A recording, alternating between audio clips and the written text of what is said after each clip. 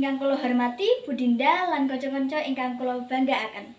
Kula Florencia Salamita, kelas doso 7 absen 13, badhe ngaturaken tembang macapat gambuh. Sugeng midhangetaken.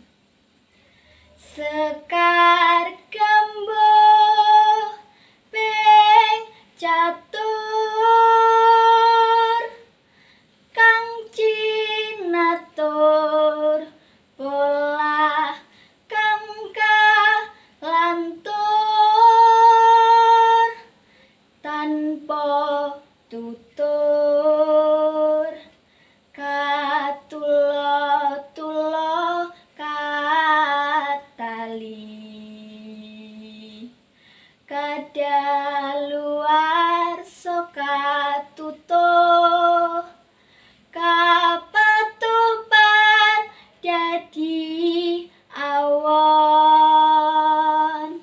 Matur suwun.